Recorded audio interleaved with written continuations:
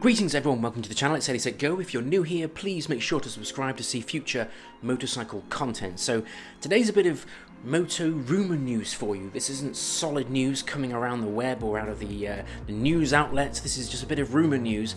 Kawasaki have posted quite a cryptic video on their YouTube channel.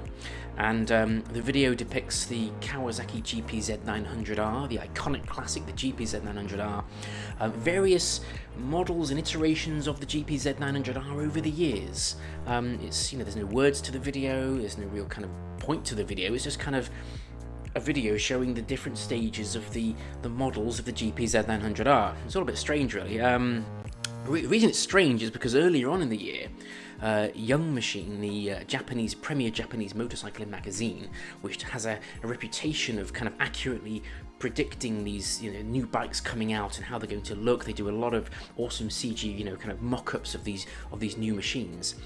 They produced a version of the GPZ900R, what it would look like in the present day. They produced this mock-up, you can see it now, and it looks quite striking. It's as we know, Kawasaki released the Z900RS Cafe, which I rode earlier in the year. An awesomely retro bike, chocked full of modern tech and modern safety aids and all these rider aids. It was a really great looking bike, awesome bike to ride. The engine screamed, and now obviously Kawasaki seem to be kind of, maybe, I don't know, are they teasing going even further into this retro classic breed of motorcycles? As we know, the GPZ900R is, a classic in that it defined the superbike era. It was, the very first big superbike there was at a time, in the early 80s, where kind of big air-cooled muscle bikes were all floating around.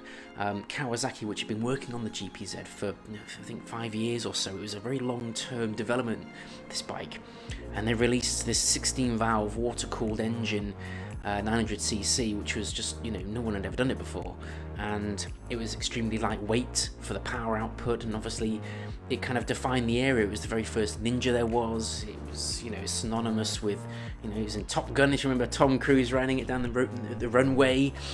And it's a soft spot for me. My dad has owned several GPZ900Rs in his time, and it was the first bike for me that I really rode pillion on. I rode a couple of pillion on other few bikes when I was younger.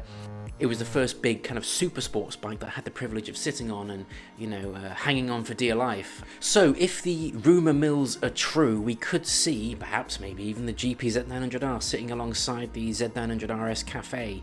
Do you own a Z900RS Cafe? You got any feedback on that? Is the GPZ900R, is that a special bike for you? Or do you have a soft spot for that bike? Perhaps it was the first big sports bike that you owned. Are you just someone who loves that retro kind of cafe look, vibe, scene? Are you just really excited to see perhaps another a modern retro entering the market? Please drop a comment below, let me know. But this is really quite exciting news for me. This is a bike that defined the superbike era. It was the very first Ninja. It was, it's just a bike that you can't mistake this bike for anything else. The GPZ, they had obviously the GPZ900 as well, which looked a bit softer off that. But again, those GPZs, they had such an iconic look. So for Kawasaki to maybe be reintroducing this bike is really exciting. So yeah, drop a comment below, let me know what you think. This has been Ready Set Go, ride safe, drive safe. I'll see you next time.